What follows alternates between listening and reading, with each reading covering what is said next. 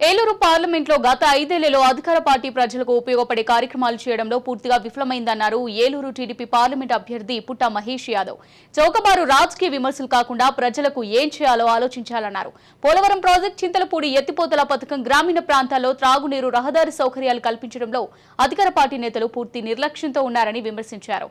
యువతకు ఉపాధి కల్పించాలన్నా, ఏలూరు పార్లమెంట్లో అభివృద్ధి జరగాలన్నా తనకు ఒక అవకాశం ఇవ్వాలంటున్న ఏలూరు పార్లమెంట్ కూటమి అభ్యర్థి పుట్టా మహేష్ యాదవ్తో మా correspondent Murali face to face.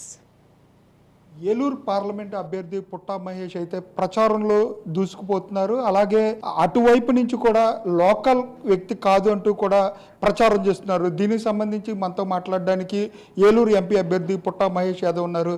చెప్పండి సార్, మీరు లోకల్ కాదు అని చెప్పి అధికార పార్టీ నాయకులు చెప్తున్నారు, వారికి ఏం చెప్తారు? ఇప్పుడు ఈ క్యాండిడేట్ లోకలా అండి?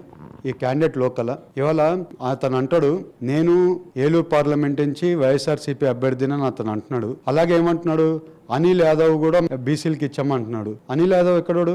నెల్లూరోడు కాదా? నర్సరావుపేటలో ఇప్పుడు పోటీ చేయడం లేదా? అంటే మీరు చేస్తేమో మంచిది, మేమేమో వస్తే మేము ఇది బ్యాడ్ అంటే నీకు ఓడిపోతావు, నువ్వు డిసైడ్ అయిపోయి ఇంక ఏం చేయాలో తెలియక ఇవన్నీ చేస్తున్నావు. ఒకసారి గుర్తుపెట్టుకోండి, ఇవాళ నరసింహారావు గారు ఉన్నారు, ఎక్కడి నుంచి పోటీ చేశారండి? నంద్యాల నుంచి పోటీ చేసి ప్రైమ్ మినిస్టర్ అయ్యారు. మన నందమూరి తారక రామారావు గారు హిందూపూర్ నుంచి పోటీ చేసి సీఎం అయ్యారు.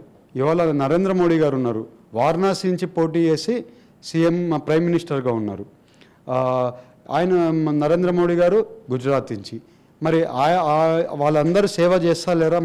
వాళ్ళ రాష్ట్రాలకి, వాళ్ళ ఊర్లకి, వాళ్ళ పార్లమెంట్లకి పనులు చేయడం లేదా? పనులు చేయలేదు ఏమైనా ఉందంటే మీరు ఎందుకు ఈ మాట తీసుకుంటున్నారంటే పనులు మీరు చేయలేదు. ఈ 5 ఏళ్ళు మీ ఎంపీ ఎక్కడ కనపడలేదు. నిధులు వచ్చాయి, ఈ 5 ఏళ్ళు 25 కోట్లు ఎంతో నిధులు వచ్చాయి. అవన్నీ ఎక్కడ వాడారు కూడా చెప్పండి. మీ ఎంపీ ఎక్కడ పారిపోయాడో చెప్పండి. ఏ దేశాల్లో దాచిపెట్టుకున్నాడు, ఎక్కడ దేశాల్లో కొడతారని దాచిపెట్టుకున్నాడు చెప్పండి. నువ్వు ఏదో వచ్చి ఇవాళ నాన్ లోకల్లో ఉన్నారు కదా, ఏం చేశారు మీరు?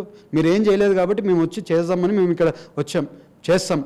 మేము చదువుకునింది కర్ణాటక, అంతా ఉనింది బిజినెస్ చేసుకుంటునింది అంతా హైదరాబాదు. నువ్వు ఏదో ఇది నేను ఆంధ్ర ఓడిని, నీకేమైనా ఇబ్బందా? నువ్వు ఏం పని చేసావో చెప్పు. ఎందుకు పోలవరం ప్రాజెక్ట్ కంప్లీట్ చేయలేదు? చింతలపూడి ప్రాజెక్ట్ ఎందుకు కంప్లీట్ చేయలేదు? ఇవన్నీ ఎందుకు చేయలేదో చెప్పు. ఇక్కడ రోడ్లు వేయలేదు, యువతకు ఉద్యోగాలు ఇవ్వలేదు, రైతులకి గిట్టుబాటు ధర రాలేదు. ఇవన్నీ ఎందుకు చేయలేదు మీరు? ఈ 5 ఏళ్ళు ఎందుకు చేయలేదు? మిమ్మల్ని డైరెక్ట్ క్వశ్చన్ అండి, మీరు చెప్పండి. మీ మీటింగ్స్లో ఎక్కడ కానీ ఎందుకు పోలవరం ప్రాజెక్ట్ గురించి నువ్వు మాట్లాడడం లేదు చెప్పు. అలాగే పోలవరం ప్రాజెక్టు ఇప్పటికే 70% పైన మీ ప్రభుత్వంలో పూర్తయింది. మిగిలిన 30% కూడా పూర్తి కాలేదు. అది ఎప్పటిలోగా మీరు పూర్తి చేస్తారని చెప్పి వారికి హామీ ఇస్తున్నారు. ఇవాళ Polavaram project R&R package plus ఇల్లులు కట్టాలంటే 60,000 కోట్లు కావాలండి. ఈ 60,000 కోట్లలో ఆల్మోస్ట్ 40,000 కోట్లు సెంట్రల్ గవర్నమెంట్ నుంచి ఫండ్స్ వస్తే దాన్ని డీవియేషన్ చేసేసి దాన్ని వాడుకోకుండా వేరే ప్రకారంగా డీవియేషన్ చేసి ఇది చేశారు. ఈసారి చంద్రబాబు నాయుడు గారు విజన్ అనే లీడర్లో ఆయన చాలా కష్టపడి పోలవరం ప్రాజెక్టు 70-75% కంప్లీట్ చేశారు.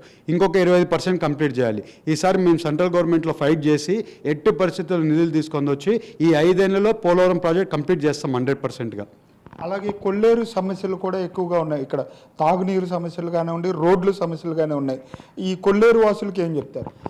అదే అండి, ఇప్పుడు కొల్లేరు సమస్య చాలా పెద్ద సమస్య ఉందండి. వాళ్ళని పట్టించుకునే ఎవరు లేరు. 2014 నుంచి 2019 వరకు మీరు చూస్తే చాలా వరకు మనం పని చేసాం. మన శ్రీనివాస్ గారు కానివ్వండి, ఉండే లోకల్ ఎమ్మెల్యేస్ అయినా కానీ చాలా పని చేశారు టీడీపీ పార్టీలో.